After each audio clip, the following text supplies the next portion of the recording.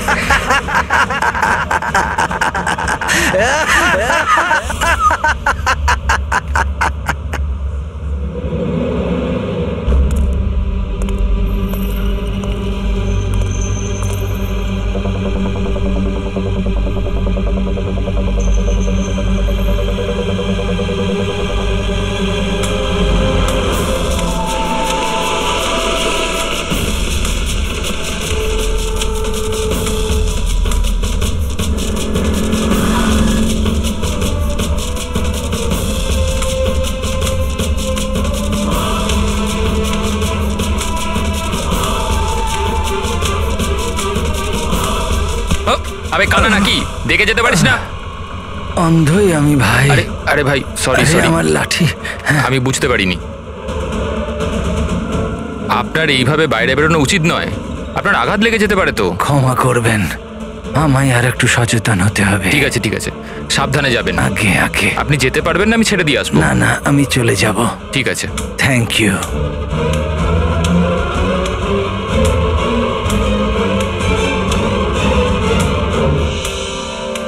কি হলো রে বাবা, ব্যথা করছে কেন?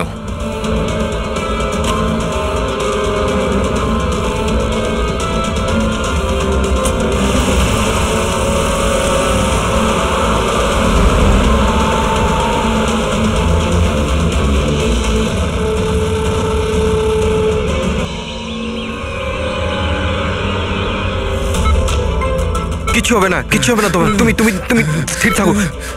পা ধরো, পা ধরো। Doctor injection, fast, quick. Doctor injection দাও তাড়াতাড়ি।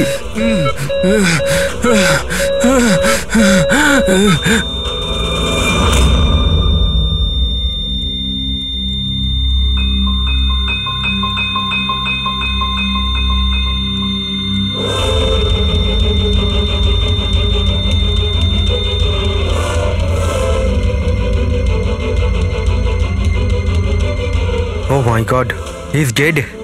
আর এনার মৃত্যু ন্যাচারালও নয়। এবার কি? আমি জানি প্রিয়া, ইটস এ মার্ডার। আমি ডক্টর সালুখেকে এই কেসের ব্যাপারে সব কিছু বলে দিয়েছিলাম। এতক্ষণও তো উনি ফাইন্ড আউট করেই নিয়েছেন যে রমেনের মৃত্যুর প্রকৃত কারণ কি। বিষ? রমনের মৃত্যু বিষক্রিয়ায় হয়েছে? হ্যাঁ বস, খুব মারাত্মক বিষ। প্রথমে এটা মানুষের মস্তিষ্কে প্রভাব বিস্তার করে। প্রথমে ডিলেরিয়াম, ফটোফোবিয়া, অ্যামিনেশন। তারপরে ওই বিষটা অন্য অঙ্গ প্রত্যঙ্গে প্রভাব বিস্তার করে। বাকি অঙ্গ প্রত্যঙ্গ ধীরে ধীরে কাজ করা বন্ধ করে দেয় আর মানুষের মৃত্যু হয়। ডক্টর সালুখে, এটার কোনো অ্যান্টিডোট হবে নিশ্চয়ই? সব বিষেরই অ্যান্টিডোট হয় ফ্রেডি, কিন্তু সেই জন্যে আমাদের ওই বিষের ব্যাপারে সবকিছু জানা প্রয়োজন। আর বস, এই বিষ খুব সহজে ধরা যায় না। আমাকেও অনেক ধরনের টেস্ট করতে হয়েছে ওই বিষটা আইডেন্টিফাই করতে। স্যার, বিষ দিয়ে মারা আলাদা কথা, কিন্তু এমন বিষ দেওয়া যাতে এইভাবে ছটফট করতে করতে মরবে, এটা কিরকম চমকে যাওয়ার মতো কথা না স্যার? সে যেই হোক এতটাই ঘৃণা করতো রমনকে যে ও ওকে এরকম সাংঘাতিকভাবে মেরে ফেললো। বুঝে উঠতে পারছি না কে হতে পারে, কে হতে পারে। যে কেউ হতে পারে স্যার। স্যার ওই রমেনের জুয়োর নেশা ছিল, ক্রিকেট, রেসকোর্ট, সাট্টা, সব রকমের জুয়া।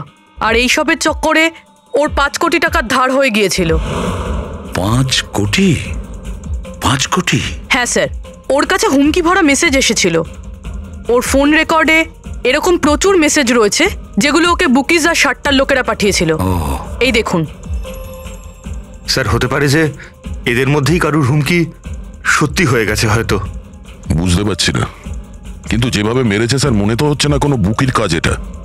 যাই হোক, এদের ডাকতে তো হবেই, দেখা যাক কিছু পাওয়া যায় কিনা। Hello ACP Pradyuman. আচ্ছা, ঠিক আছে।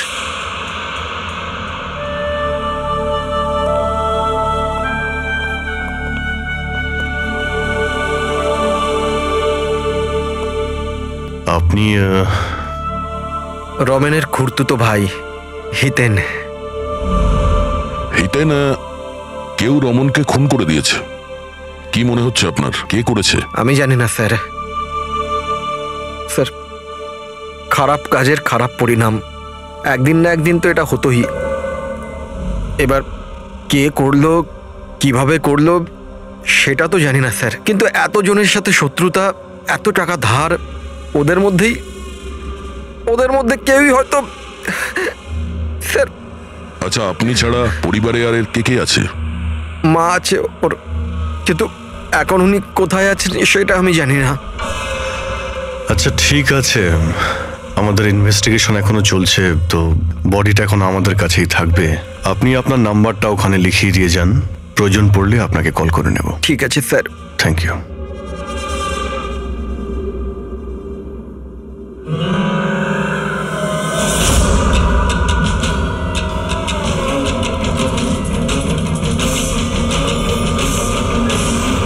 মনে হচ্ছে এতটা দুঃখ পাইনি যেটাও দেখাচ্ছে। বডি নেওয়ার কোনো তাড়াও নেই, যেতে বলার সঙ্গে সঙ্গে চলেও গেল, কিছু জিজ্ঞাসাও করলো না কবে বডি পাওয়া যাবে।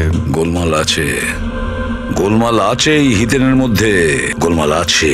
ওকে দেখে মনে হয় এই কথাটা কনফার্ম করতে যে রমন মারা গেছে কি না। নজর রাখো ওর ওপরে। রমেন, রমেন বাবা, সাবধানে সাবধানে। রমেন কি হলো বাবা? রমেন, ম্যাম আপনি? আমার ছেলে রমেন, রমেনের কি হলো স্যার? কি হলো বাবা, কি হলো? আমি তো তোর অপেক্ষায় ছিলাম যে তুই আসবি আর আমাকে বাড়ি নিয়ে যাবি, কিন্তু তুই এত দূরে চলে গেলি বাবা। আপনি আপনার ছেলে রমনের সাথে থাকতেন না? আগে না স্যার। আপনি? স্যার, আমার নাম মদন। ভগবান, আমাকে কেন রেখে দিলে? আমাকেও তো নিয়ে নিতে পারতে। মা, নিজেকে সামলাও। আর কত কাঁদবে ওই মূর্খটার জন্যে? ও নিজের কর্মের ফল পেয়েছে। না বাবা, এরম বলো না। ও যেমনই ছিল, ছেলে তো ছিল আমার। কেন, কি এমন করেছিল ও ওনার সাথে? উনি ওনাকে বাড়ির বাইরে বার করে দিয়েছিলেন, রাস্তায় একা একা ছেড়ে দিয়েছিলেন। কি কারণে? বলেছিল মা অনেক দিন হয়ে গেছে, বাড়ি বিক্রি করতে হবে, আর আমার খরচ চালানোর মতনও ক্ষমতা ছিল না, এই জন্য আমাকে ছেড়ে দিয়েছিল। আর তারপর কি করতাম স্যার, ঠিক করে দেখতেও পাই না, কোথায় যেতাম আমি?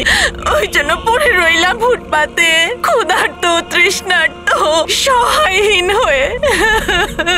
হয়তো ভগবানের দয়া হয়ে গেছিল, তাই সে দেবদূত পাঠিয়ে দিয়েছিল। তার চেহারা তো দেখতে পাইনি আমি, কিন্তু সে আমায় তার সাথে যেতে বলেছিল, আর আমি তার সাথে চলে গেলাম। একটা ভালো মানুষ আমাকে এর কাছে নিয়ে গেছিল। স্যার, অ্যাকচুয়ালি আমার একটা সংস্থা আছে, সংহতি বৃদ্ধাশ্রম। আমরা ওখানে চেষ্টা করি যে এই ধরনের বয়স্কদের বাড়ির মতো ভালোবাসার সম্মান দেওয়া যায়। ওনাকে আমি বৃদ্ধাশ্রমের গেটে পেয়েছিলাম একটা চিঠি হাতে, যাতে লেখা ছিল ওনার যত্ন নেওয়ার কথা। আর ওই দিন থেকেই সংহতি বৃদ্ধাশ্রম ওনার বাড়ি হয়ে গেছে।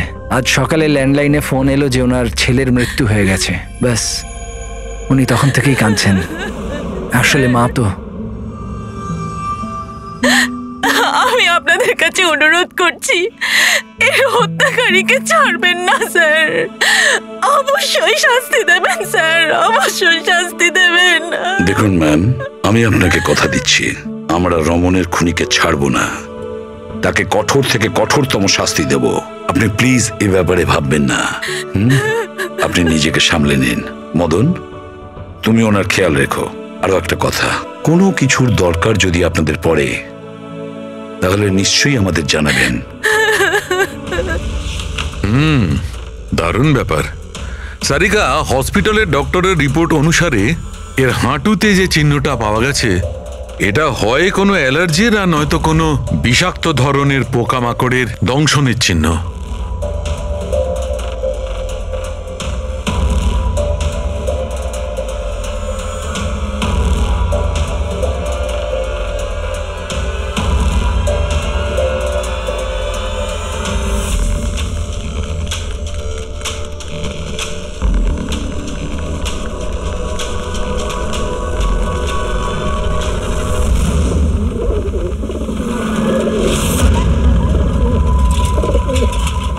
স্যার, এই হিতেনের হাবভাব কিন্তু ভালো ঠেকছে না।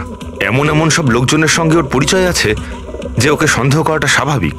আরও একটা কথা স্যার, কয়েকদিন আগে এই রামানকে বাড়ি থেকে বের করে দিয়েছিল, আর এখন রামানের মৃত্যুর পর ও ওর প্রপার্টিতে কবজা করার চেষ্টা করছে। স্যার স্যার, 1 মিনিট এদিকে আসবেন প্লিজ। স্যার, আমি ওর স্কিনে না কিছু অদ্ভুত জিনিস দেখছি।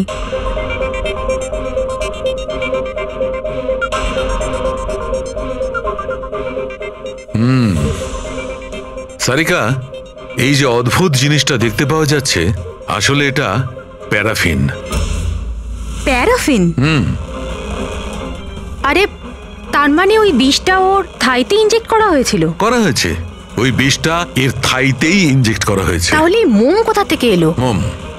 মোম কোথা থেকে এলো? সারিকা, এইখান দিয়ে খুনি বিষ ইনজেক্ট করেছে। আসলে এই বিষটা মোম দিয়ে, প্যারাফিন দিয়ে কোটেড ছিল। এই জন্যে এর চামড়াতেও আর এর রক্ততেও প্যারাফিন পাওয়া গেছে। কারণ খুনি চায়নি যে এই বিষটাও শরীরে গিয়ে খুব শিগগিরই কাজ শুরু করুক, সেই জন্য ও এটাকে কোট করে দিয়েছে। আর এই যে বিষটা এসকামাইন, এটা একটা বায়ো পয়জন, জৈবিক বিষ। খুনি সেটা মোম দিয়ে কোট করেছে, এর শরীরে ইনজেক্ট করেছে, আর তারপর মোমটা এর শরীরের উত্তাপে গলতে শুরু করে দিয়েছে, আর বিষটা এর শরীরের মধ্যে গিয়ে নিজের কাজ শুরু করে দিয়েছে। তার মানে এই বিষটা কোনো লিকুইড ফর্মে নয়, বরং প্যালেট মানে ছোট গুলির আকারে এর শরীরে প্রবেশ করানো হয়েছিল। এক্স্যাক্টলি।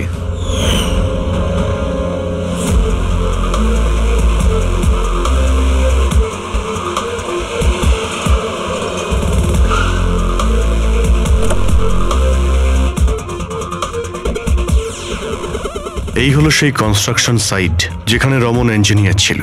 ওর কলিগেরা বলছিল যে এখান থেকে বেরোনোর পরে ওর পায়ে একটু সমস্যা হয়েছিল। কিন্তু এখানে যে সমস্ত ওয়ার্কার্সরা কাজ করে, ওরা বলল যে যতক্ষণ কনস্ট্রাকশন সাইটে ছিল ততক্ষণও ঠিক ছিল। তার মানে যা কিছু ঘটেছে কনস্ট্রাকশন সাইট থেকে বেরিয়ে এসে ঘটেছে, তার মানে এখানেই হয়েছে। এখানে তো আশপাশটা খুঁজে দেখি, যদি কেউ কিছু দেখে থাকে। স্যার, আপনারা যান, আমি একটু চা খেয়ে আসছি। মানে ওই চাওয়ালাকে জিজ্ঞেস করে আসছি যে কিছু দেখেছে কিনা। অভিজিৎ, এই বাচ্চাটা কনস্ট্রাকশন সাইটের সামনে কাগজ বেচছে, ওকে কিছু জিজ্ঞাসা করি।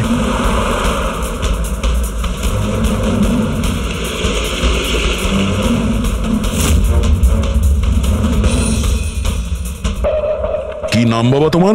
চুটকি। ছুটকি। আচ্ছা, তুমি এটা দেখো তো, এটা এই ছবিটা ভালো করে দেখো, দেখো তো তুমি একে চিনতে পারছো কিনা। হ্যাঁ, এই লোকটা তো আমার কাছ থেকে খবর কাগজ কিন্তু 3 দিন ধরে আসছে না। তাহলে 3 দিন আগে তুমি এই আঙ্কেলকে এখানে দেখেছিলে? হ্যাঁ, একটা লোকের সঙ্গে ধাক্কা খেয়েছিল, ওনার চোটও লেগেছিল। ওই লোকটা কেমন অদ্ভুত ছিল। অদ্ভুত? অদ্ভুত মানে? আবে অন্ধ নাকি, দেখে যেতে পারিস না? অন্ধ হয়ে আমি ভাই।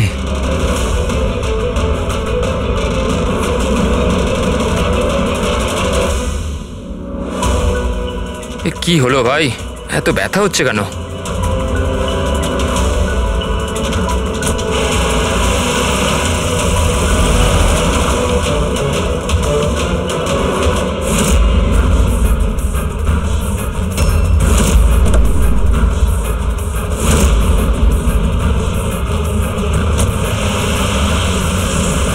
তার মানে ও অন্ধ ছিল না, ওই হামলা করেছিল রমনের ওপর।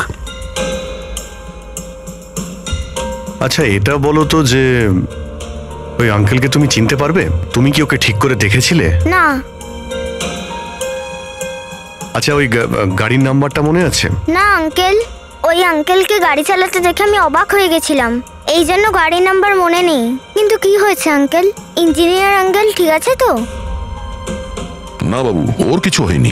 ও অন্য কোনো কনস্ট্রাকশন সাইটে চলে গেছে, এখনো এখানে আসবে না। Thank you. হ্যাঁ, তুমি এখন নিউজ পেপার বিক্রি করছো, তুমি স্কুলে যাবে না?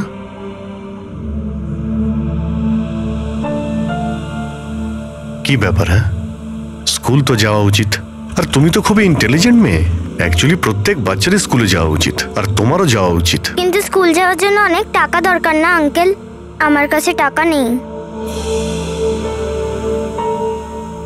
বাবু যদি তোমার পয়সা দিতে না হয় তাহলে তুমি স্কুলে যাবে? হ্যাঁ আঙ্কেল, আমি নিশ্চয়ই যাব, আমার পড়তে খুব ভালো লাগে।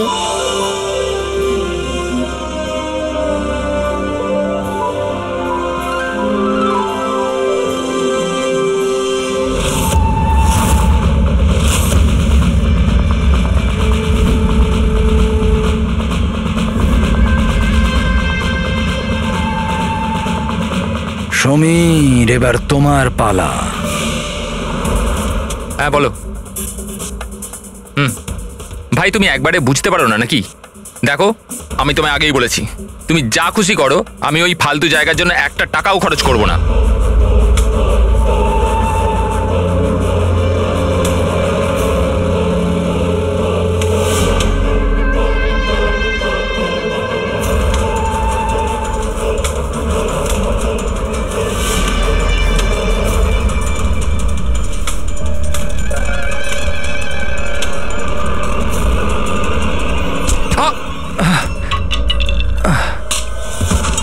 ওই দেখতে পার আমার লাঠি। Sorry sorry sorry sorry sorry I am sorry এই তো লাঠি। I am sorry, extremely sorry.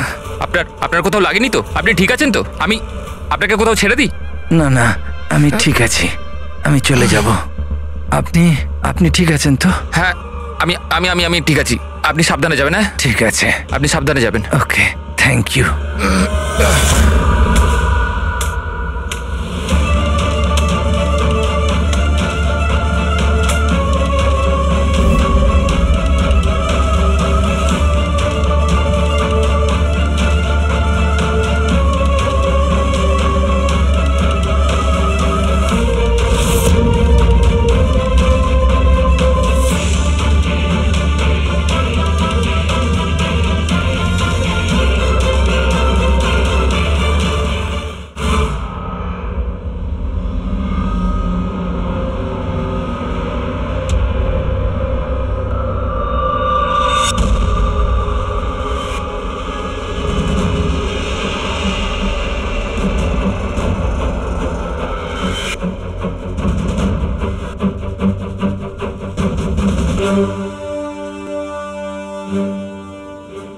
শাহরুখে, কি জানতে পারলে? বস, এই লোকটাকে যে বিষটা দেওয়া হয়েছে সেটাও কোনো গাছ থেকেই তৈরি করা হয়েছে। কি? এটাও কোনো গাছ থেকে? হ্যাঁ বস, কিন্তু এটা কি ধরনের বিষ সেটা সারিকা এক্ষুনি জেনে যাবে। এই বিষটার নাম রিকিউনিস কমিউনিস, আর এই বিষটা আগের বিষটার থেকেও অনেক বেশি বিষাক্ত আর ভয়ঙ্কর। রিকিনেস, এটা কোনো গাছের নাম নাকি? হ্যাঁ ফ্রেডি, এটা একটা গাছের নাম। আর বস, এটা কোনো সাধারণ গাছ নয়, সহজে পাওয়া যায় না। আর খুনি যে কেউ হোক, বস ওর গাছপালা সম্পর্কে খুব ভালো জ্ঞান আছে। হ্যাঁ হ্যাঁ, সেটাই তো হওয়ার কথা এই গাছের ব্যাপারে। তাই তো কিন্তু স্যার এই খুনটার কারণ কি হতে পারে? আমরা তো রামানের খুনের কারণ জানি না, সমীরেরও না, আর দূর দূর পর্যন্ত এদের নিজেদের মধ্যে কোনো সম্পর্কও ছিল না। স্যার সমীর আর রমনের মধ্যে একটা জিনিস তো খুবই কমন। কি? মাই গড, তাহলে এটাই সেই সূত্র যেটা সমীর আর রমনকে যুক্ত করে? তাহলে কি দুজনে একই ভুল করেছে? হ্যাঁ স্যার, রমনের মতো সমীরও তার বুড়ো ক্যান্সার আক্রান্ত বাবাকে বাড়ি থেকে বের করে দিয়েছিল। ওদের ব্যাপারে জিজ্ঞাসাবাদ করতে গিয়ে আমাদের এমন একজনের সঙ্গে আলাপ হয় যিনি সমীরের বাবাকে খুঁজতে সাহায্য করলেন আর এই কেসটার একটা দিকও খুলে দিলেন। সে কে? স্যার, ইনি doctor Dinesh. Hello sir. Cancer সেন্টারের এইচওটি। সমীরের বাবার চিকিৎসা উনিই করছিলেন। ডক্টর দীনেশ, একটা কথা আমাকে বোঝান। সমীর যখন তার বাবাকে বাড়ি থেকে বের করে দেয়, তাহলে সমীরের বাবা, মানে বলতে চাইছি সমীরের বাবা আপনার ওখানে কিভাবে পৌঁছলো ক্যান্সার সেন্টারে? কেউ ওনাকে হাসপাতাল পৌঁছে দিয়েছিলেন। আমি হাসপাতাল পৌঁছেছিলাম যখন আমি ওনাকে দেখলাম একটা চেয়ারে বসে কিছু বিড়বিড়ি করছিলেন, হাতে একটা খাম ছিল। আমি জিজ্ঞেস করলাম, আপনি কে? কিন্তু উনি কিছু মনে করতে পারলেন না। আমি ওনার হাত থেকে খামটা নিলাম। টাকা ছাড়াও একটা চিঠিও ছিল, তাতে লেখা ছিল উনি ক্যান্সারের পেশেন্ট আর আমরা যাতে ওনাকে এখানে ভর্তি করিয়ে চিকিৎসা শুরু করি। অ্যাডমিশনের জন্য যে টাকাটা লাগবে সেটা খামের মধ্যে আছে, আর চিকিৎসার যা খরচ সেটা হাসপাতালের অ্যাকাউন্টে ট্রান্সফার হয়ে যাবে। ওনার বয়স আর অবস্থা দেখে আমি ওনাকে অ্যাডমিট তো করে নিলাম, কিন্তু আমি চিন্তায় ছিলাম যদি টাকাটা না পাওয়া যায়। কিন্তু ভগবানের অনেক কৃপা, পরের দিনই চিকিৎসার সমস্ত টাকা 10 লাখ টাকা হাসপাতালের অ্যাকাউন্টে ট্রান্সফার হয়ে গেছিল। 10 লাখ টাকা? কে কি ট্রান্সফার করেছে? স্যার 100% খুনি করেছে। স্যার ব্যাংক ডিটেলস থেকে জানতে পারবো? জানতে পারা গেছে অ্যাকচুয়ালি টাকাটা সমীরের ওয়াইফ রত্না দিয়েছিল। এইসব আমার ভুল স্যার। আমার জন্য সমীরের প্রাণ চলে গেল। আমি ওকে বলেছিলাম বাবার দেখাশোনার জন্য খুব প্রবলেম হচ্ছিল, আর সব সম্পত্তি আর সব আমাদের নামে হয়ে গিয়েছিল। তাই আমি সমীরকে বলে বাবাকে বাড়ি থেকে বের করে দিয়েছি। লজ্জা হয় না তোমার? সমীরের বাবা তোমারও বাবার মতনই, তাকেই বাড়ি থেকে বের করে দিলে। তাহলে এসব করার পরেও ওনার ট্রিটমেন্টের জন্য 10 লাখ টাকা কেন দিলেন? আমাকে কেউ হুমকি দিয়েছিল স্যার যে বাবার চিকিৎসার জন্য 10 লাখ টাকা না দিলে ও সমীরকে আর আমাকে মেরে দেবে। স্যার আমি ওনাদের 10 লাখ টাকা দিয়ে দিয়েছি, তাও ওরা সমীরকে মেরে ফেললো। আর আর এখনো বলেছে যে প্রতি মাসে বাবার চিকিৎসার জন্য 50,000 টাকা না দিলে ও আমাকেও মেরে ফেলবে। কারোর উপর সন্দেহ আছে তোমার? না। ওর ব্যাপারে কিছু মনে আছে? ওর গলার স্বর, কথা বলার ধরন? কিচ্ছু মনে নেই স্যার। প্লিজ আমাকে বাঁচিয়ে নিন স্যার, আমি মরতে চাই না স্যার। আমি বাবাকে বাড়ি নিয়ে আসবো। আমি এখন থেকে ওনার সব সময় দেখাশোনা করব, ওনার কোনো কষ্ট হবে না স্যার। প্লিজ আমাকে বাঁচিয়ে নিন স্যার, প্লিজ। আপনার কিচ্ছু হতে দেব না, কেমন? পুরবিয়া কাজ করো যে নাম্বার থেকে ওকে হুমকি দেওয়া হতো, সেই নাম্বারটা নাও আর দেখো কোথাকার। আপনি যান, চলুন।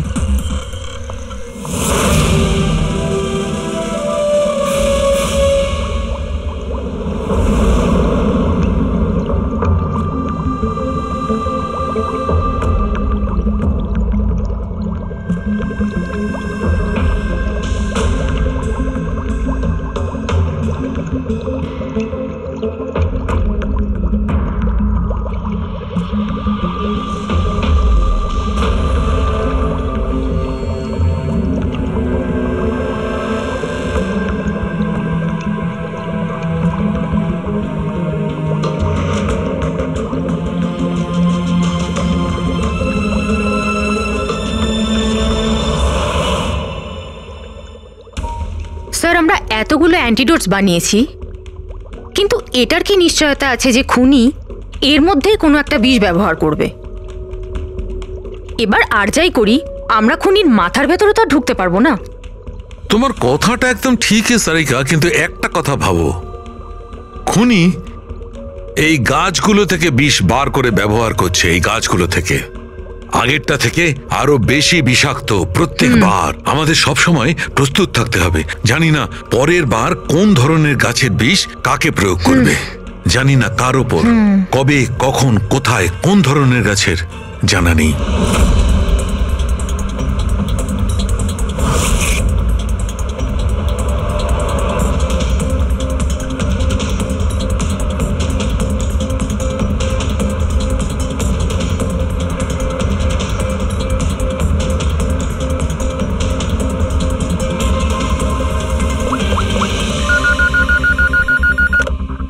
হ্যালো, হ্যাঁ হ্যাঁ পূরবী বলো। স্যার, সেই ফোন বুথটা যেখান থেকে খুনি রত্নাকে খুনের হুমকি দিয়েছিল, সেটা ওই বান্দ্রা রেল স্টেশনের কাছেই। Bandra railway station?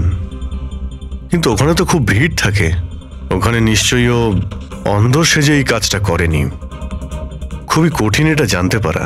স্যার, কেউ কিছু জানে না সেটা ঠিক, কিন্তু একটা বিশেষ ব্যাপার হলো সেটা এই ফোনগুলো সকাল 11টা থেকে 12টার মধ্যে করা হয়েছে। আর রেলওয়ে স্টেশনের কাছে একটা বাস স্ট্যান্ডও আছে, যেখান থেকে পুনেতে বাস যায়। পাশেই বাস স্ট্যান্ড আছে, মানে ও ট্রেনে করে যেতে পারে আর বাসে করেও। ঠিক আছে, কোনো ব্যাপার না, দেখছি। ভাইন্দার, তার মানে খুনি মুম্বাইতেই থাকে আর শুধুমাত্র সমীরকে খুন করার জন্যই পুনা গেছিল? তাহলে পুনাও ট্রেনে করে গেছিল, কিংবা বাসে, কিংবা কোনো প্রাইভেট গাড়ি, কিংবা তার নিজের গাড়িতে। সেটাই তো স্যার, খুনি এটা জানতো যে আমরা রত্নার কাছে পৌঁছবই, আর এই কলের ব্যাপারটাও আমরা জেনে যাব।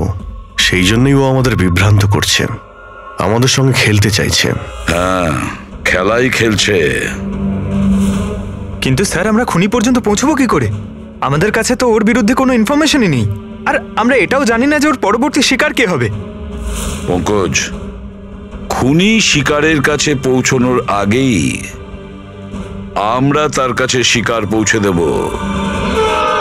এই ঘটনাটা আজ সকাল 10টার মুম্বাইয়ের গোরেগাঁও রেলওয়ে স্টেশনেতে একজন বয়স্ক মানুষ ট্রেনের সামনে এসে আত্মহত্যা করার চেষ্টা করছিলেন। আশপাশের লোকেরা ওনাকে বাঁচিয়ে নিয়েছেন। আসুন জেনে নেওয়া যাক কি কারণ ছিল যেটা একটা বয়স্ক মানুষকে এটা করতে বাধ্য করছিল।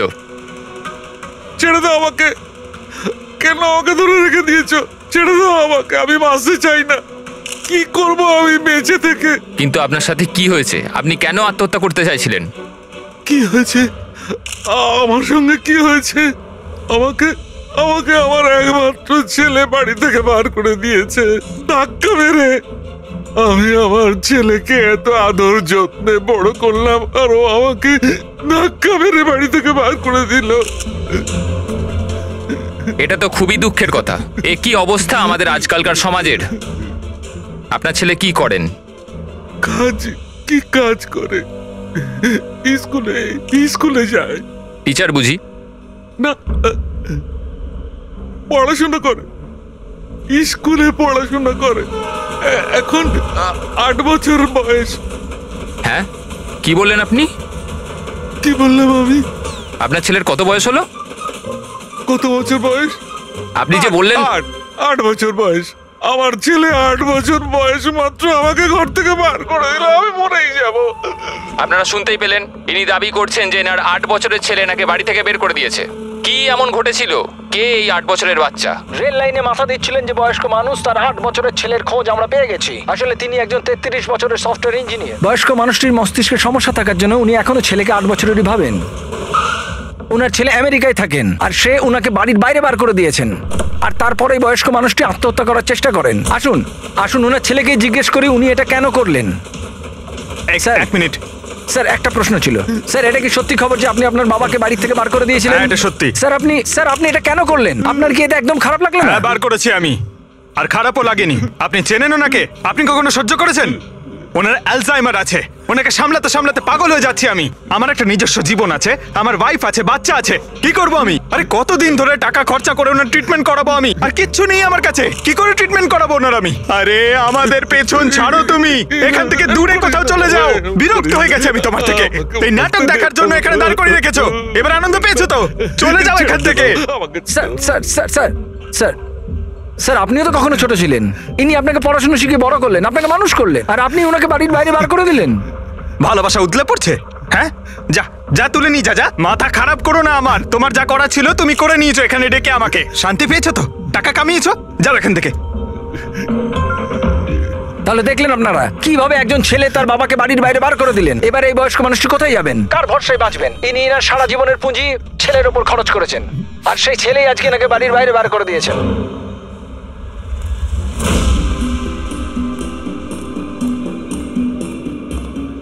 সুন্দর সুন্দর বেলুন আছে, বাড়ির বাচ্চাদের জন্য নিয়ে যান। বেলুনওয়ালা এসে গেছে, বেলুনওয়ালা। এই যে ম্যাডাম, বেলুন বেলুন নিয়ে নিন, নিয়ে যান। হ্যালো, বেলুন বলবেন, বেলুনওয়ালা। বেলুন বেলুন নিয়ে যান, বেলুন। বেলুন নেবে নাকি বাবা? বেলুন নিয়ে যাও। নেবে বেলুন? বেলুন বেলুনওয়ালা, বেলুন বেলুন নিয়ে যান।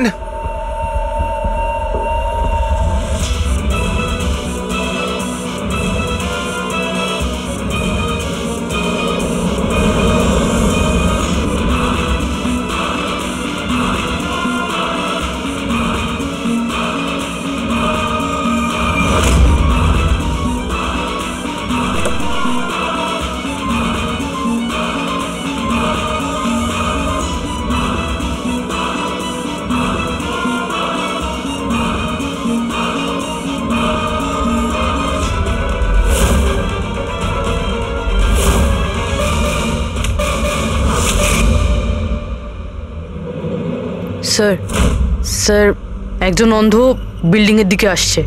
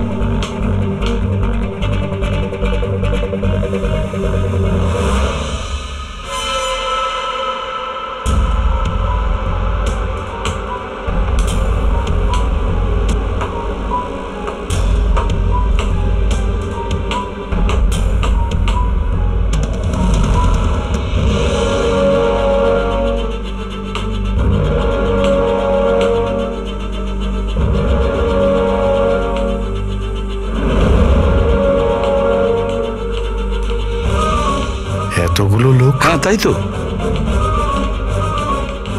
স্যার, এতজন অন্ধ একসাথে?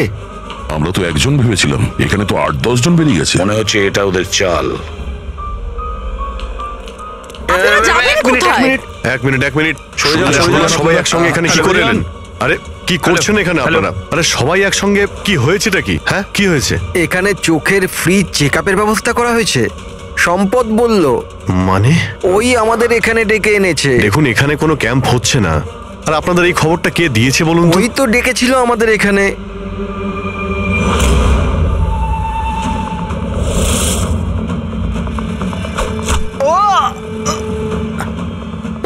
পঙ্কজ! পঙ্কজ! পঙ্কজ! পঙ্কজ! আরে ওই তো, ধরো ওকে। চলো পঙ্কজ! পঙ্কজ!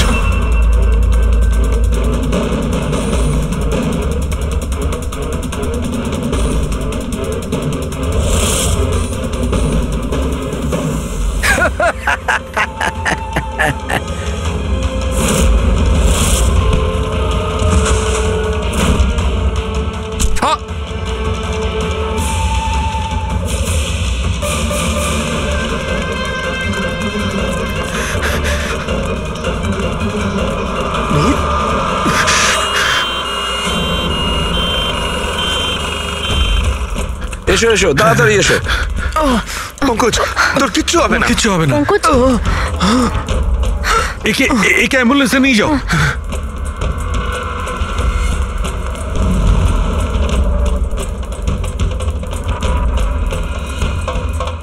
পঙ্কজ, পঙ্কজ, তোর কিচ্ছু হবে না। পঙ্কজ, সারিকা এ নাও, বিষটা জানার চেষ্টা করো। বিষের সন্ধান না পাওয়া গেলে আমরা অ্যান্টিডোট দিতে পারবো না। পঙ্কজ, আমাদের কথা শুনতে পাচ্ছ? পঙ্কজ শুনতে পাচ্ছে না, ওকে ঘুমোতে দিও না। আই উইশ আমাদের কাছে অ্যান্টিডোটসটা আছে, না হলে ওকে আমাদের হসপিটালে নিয়ে যেতে হবে। অ্যান্ড আই এম শিওর এই বিষটা আগের বিষটার থেকে অনেক বেশি সাংঘাতিক। সারিকা একটা কাজ করো, ন্যাশনাল বায়ো সেন্টারকে ফোন করো আর ফোনটা আমায় দাও।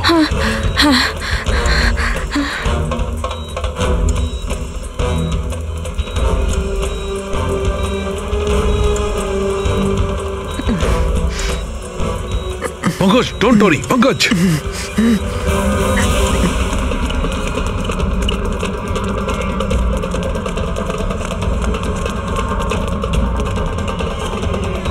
স্যার, ও মাই গড, এটা হতে পারে না। বস, ওর তো বিষটাই পাল্টে দিয়েছে। কিন্তু স্যার আমাদের কাছে এতগুলো অ্যান্টিডোটস আছে, একটা তো অন্তত কাজ করবে। কোনো কাজ করবে না বস, এটা গাছের বিষই নয়, ও বিষটা পাল্টে দিয়েছে। এবার কি হবে সালুকে? কিছু একটা করো। পঙ্কজ, পঙ্কজ কিপ ব্রিদিং, সব ঠিক হয়ে যাবে। হ্যাঁ,